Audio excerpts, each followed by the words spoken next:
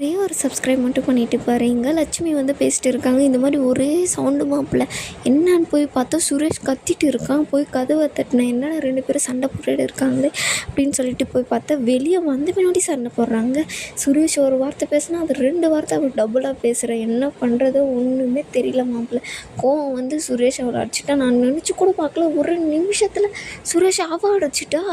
என்னவோ அவங்க வீட்டிலேயே அமுச்சு வச்சுருக்கலாம், அவங்க அப்பா அம்மா கூப்பிடும்போதே அமுச்சு வச்சுட்டு இருக்கலாம் அப்படின்றாங்க. அத்தை, நான் ஒன்று சொல்கிறேன் கேட்டுக்கோங்க.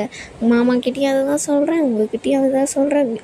அவங்க வீட்டுக்கு போனான்னு வச்சுக்கோங்களேன், சும்மா இருப்பா. அவள் மைண்டு 4 வேலை செய்யும். அங்கே போய் போலீஸ் ஸ்டேஷனில் கம்ப்ளைண்ட் எழுதி கொடுத்து அங்கே சுரேஷுக்கு அவமானமாக ஏன் நம்மளும் எழுதி கொடுக்கலாம்ல. அவளும் தானே சுரேஷ் அடித்தாமா. ஐயோ அத்தை, என்ன சொல்கிறீங்க? சுரேஷ் மதி வந்து சுரேஷ் அடிச்சிட்டான்னு சொல்லிட்டு அவங்க ஆஃபீஸ்லலாம் தெரிஞ்சிச்சு, அவங்க ஸ்டேஷன்லலாம் தெரிஞ்சிச்சுன்னா என்ன ஆகும்? அவனுக்கு தான் ஒரு இதாகும் அப்படின்ற மாதிரி ஒரு தங்கராஜை வந்து பேசிகிட்டு இருக்காங்க. ஐயோ என்ன சொல்கிறதோ போங்க மாப்பிள்ள. கல்யாணம் பண்ணி வச்சதுலேருந்தே ரொம்ப போராட்டமாக இருக்குது. ஏன் பாக்கியராஜுக்கும் மலருக்கும் எப்படியோ கல்யாணம் ஆச்சு. இந்த வீட்டுக்கு வந்த முன்னாடி மலரை யாருக்குமே சுத்தமாக பிடிக்காது. ஆனால் ஒரு நாள் கூட அவள் எங்களெல்லாம் எதிர்த்து பேசுனதே கிடையாது, இந்த மாதிரி நடந்துக்கணும் கிடையாது அப்படின்றாங்க.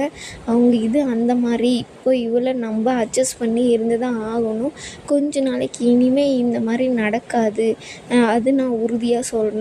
அவளை வந்து மாற்றலாம். ஐயோ வேலை இத்தனை நாளாக வேலைக்கு போயிருந்தா, அது கூட தெரியாது. இனிமேல் வீட்டிலே இருக்க போகிறாளே, 6 பேர் குழுக்கள் சீட்டில் போட்டு பெருக்கி எடுக்கிற மாதிரி ஒரு நாள் ஒருத்தர்கிட்ட சண்டை போட்டுட்டு இருக்காள் அப்படின்ற மாதிரி புலம்பிட்டு இருக்காங்க. அதெல்லாம் ஒன்றும் ஆகாத அத்தை, நீங்கள் விடுங்க அப்படின்ற மாதிரி தங்கராஜ் வந்து சமாதானப்படுத்தின்னு இருக்காங்க. அதுக்கப்புறம் பார்த்திங்கன்னா சுரேஷ் கிட்ட இன்னும் கொஞ்சம் குத்தி விடுறதுக்காக அவர் சுரேஷாக இருந்தால் கூட மதிக்கிட்ட நல்லா தான் இருப்பார். ஆனால் இந்த பாக்கிய இவர் தங்கராஜ் சொல்லி கொடுக்க ஒன்றுமே பார்த்திங்கன்னா சுரேஷுக்கு கொஞ்சம் கேவலமாக தான் நடந்துகிட்டு இருக்கார்.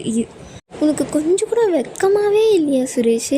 அவள் போய் ஒரு பொண்டாட்டிக்கிட்ட அடி வாங்கிட்டு வந்து இங்கே உக்காந்துட்டு இருக்கியே அப்படின்றாங்க. நான் அவளை அடித்தது தப்பு தான் மாமா, ஆனால் அவள் என்னை அடித்து ஒரு நிமிஷத்தில் இது நொடியில் கூட என்ன அவள் திருப்பி அடிச்சிட்டா அப்படின்றேன்னா, என்னடா நீ அடித்ததுக்கு இப்போ வருத்தப்பட்டுட்டு இருக்கேன், நான் அவள் அடித்ததை பற்றி பேசிகிட்டு இருக்கேன்.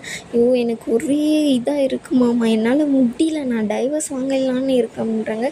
டைவர்ஸ் வாங்கினா மட்டும் உனக்கு இந்த பிரச்சனை முடிஞ்சு போயிடுமா? ஒரு 6 மாதம் போகுமா, ஒரு 3 மாதம் போகுமா டைவர்ஸு?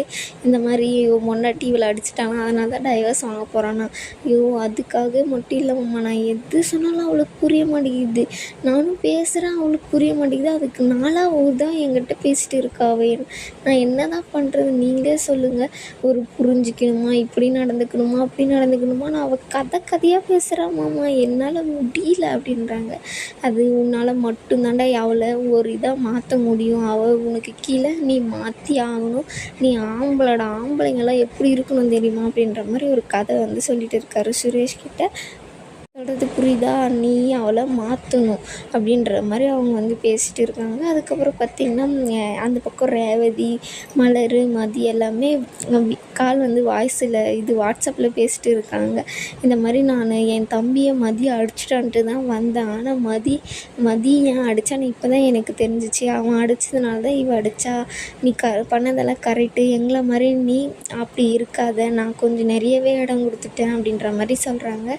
ஹலோ என் புருஷனும் என்னை அடித்ததில்லை, இதுவரையும் என்கிட்ட சண்டை கூட வாய்ஸு கொஞ்சம் அதிகமாக பண்ணி கூட பேசினதில்லை அப்படின்னு சொல்லிட்டு மலர் வந்து சொல்கிறாங்க. பரவாயில்ல, எங்கள் அண்ணன் உங்களை நல்லா தான் பார்த்துக்குது அப்படின்றாங்க. அப்போ உங்களை அடிப்பாங்களா அப்படின்னு சொல்லிட்டு மதி வந்து ரேவதியை கேட்குறாங்க. ஆமாம், உங்களுக்கு தெரியாதே மதி, உங்கள் கல்யாணத்துக்கு முன்னாடி கூட அவரை ரேவதியை எல்லோரும் முன்னாடி வச்சு அடிச்சிட்டாருன்னொன்னே ரேவதிக்கு கொஞ்சம் கஷ்டமாக இருது. ஏன் இப்படி நான் ரொம்பவே இடம் கொடுத்துட்டேன், அந்த மாதிரி நீ கொடுக்கக்கூடாது. உங்களுக்கு ஒன்றுனா நாங்கள் எல்லாருமே இருக்கோம், பார்த்துக்குறோம். நான் உங்களை நீ எப்பயுமே விட்டு கொடுக்காத மதி, நீ பதிலுக்கு பதில் பேசு, நீ உன் நியாயத்தை நீ பேசியே ஆகணும் அப்படின்றாங்க. நீ என்ன டைவர்ஸ் வாங்கி கொடுக்காம விடமாட்ட போல் அப்படின்ற மாதிரி மலர் வந்து கிண்டல் பண்ணுறாங்க. அப்படியெல்லாம் ஒன்றும் இல்லை, நீ நம்மளுக்காக நம்ம தான் பேசி ஆகணும் அப்படின்ற மாதிரி அவங்களும் பேசிவிட்டு குட் நைட்டெல்லாம் சொல்லிவிட்டு வச்சிட்றாங்க. சுரேஷ் வந்து இப்போ குடிச்சிட்டு வந்துடுறாரு. பாக்கியராஜுக்கு தான் ஃபோன் பண்ணுவார். அவங்க அப்பா வந்து ஹாலில் உட்காந்து இருப்பார். ஏன்ப்பா தூங்கலையா நீங்கள் அப்படின்னோடனே, இல்லைப்பா தூக்கம் வரல அப்படின்ற மாதிரி பாக்கியராஜ்கிட்ட பேசிகிட்டே இருக்கும்போது சுரேஷ் வந்து பாக்கியராஜுக்கு ஃபோன் பண்ணுவாங்க. அண்ணன் வாண்ணே கொஞ்சம் கதவை தர அப்படின்னு. சரி இருங்கப்பா சுரேஷ் வந்துட்டானா நான் போய் கதவை திறக்கிறேன் அப்படின்ற மாதிரி அவரும் போவார்.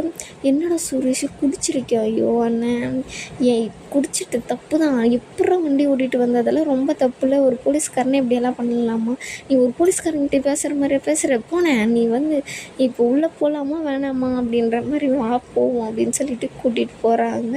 அவங்க அப்பாவுக்கும் வருத்தம் ஆயிடுது. என் அப்பா இருக்காருடா, நீ கொஞ்சம் இதாக நடந்துக்கோ அப்படின்ற மாதிரி சொல்கிறாரு. ஆனால் அவங்க அப்பா கண்டுபிடிச்சிடுறாரு. சுரேஷ் ஏன்டா குடிச்சிட்டு வந்த அப்படின்ற மாதிரி, எனக்கு ரொம்ப கஷ்டமாக இருக்குப்பா அப்படின்னோடனே, என் வீட்டில் எல்லார் வீட்லேயும் நடக்கிறது தான் சுரேஷ் இது அப்படின்னு, நம்மளுக்கு மட்டும் ஏன்ப்பா இப்படி நடக்குது, எனக்கு கொஞ்சம் ஓவராகவே நடக்குதுப்பா அப்படின்ற மாதிரி வருத்தப்பட்டு பேசிகிட்டு இருக்காரு.